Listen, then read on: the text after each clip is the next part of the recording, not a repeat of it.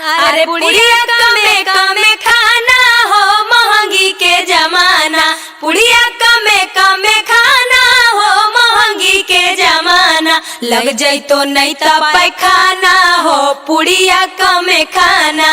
ओ पूरी उड़ी लाइमा हो खाली बैठा के पतला दे दल के गरिया बोय कौन पुड़िया कमे कमे खाइए पुड़िया रहतो तो ना जी। आजी ए जीजा जी के भाई काहे लेते बका रहल हो, लगो है भूखल हो। आजी पुड़िया बुनिया सब जाई थी, टेंशन नहीं ले हो। आ पुड़ी पुड़ी पुड़ी पुड़ी है बुनिया है जी बुनिया है तरकारी है जी तरकारी।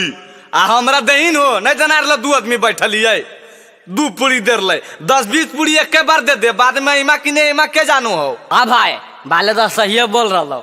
आई जी 10-20 पुड़िया की करबो, पेट हो की खेत हो।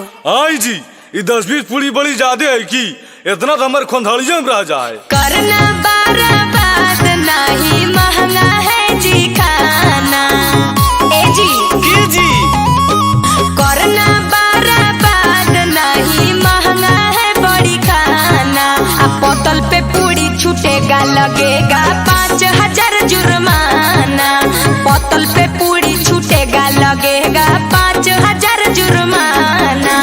हाँ तो 5000 तो बड़ी कम बोलो 10,000 लिया पूरी करले हको सब्जी खट्टे हको बुनिया खट्टे हको ले जा अपन खाना।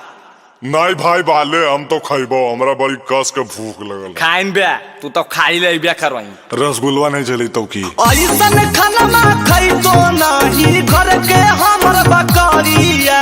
कैसा नहीं जी जे नहीं खाइबो, ऐसन खाना खाई तो नहीं घर के हमर बकरिया। पुड़िया कच्चा हो बुनिया खाता पीता हो तरकारिया, पुड़िया कच्चा हो बुनिया खाता पीता हो तरकारिया।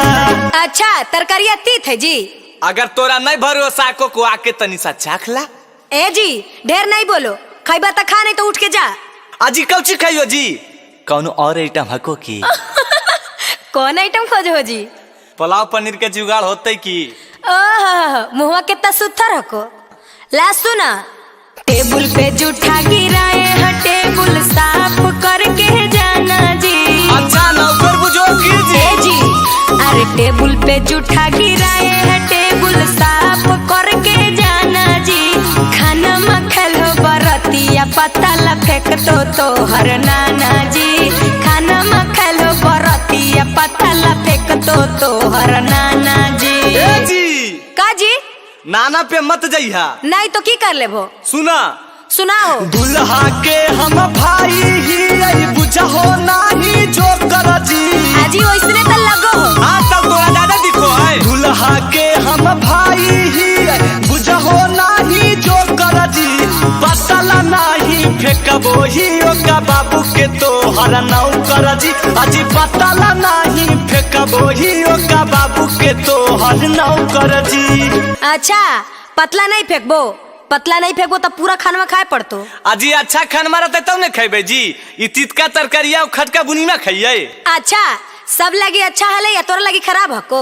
देखो तो सब तक खाइए लेल कई। ई सब तो राक्षस है 3 दिन से नहीं खेल के जीवे बराती तब खइबे हमू भूखले ये की। नहीं जी तो एडवांस चिंटू राजा ज्यादा एडवांस जो बनेंगे, चिंटू राजा ज्यादा एडवांस जो बनेंगे। ता कोटवा पैंटा खोल के अधनंगा कर देंगे, कोटवा पैंटा खोल के अधनंगा कर देंगे, कोटवा पैंटा खोल के।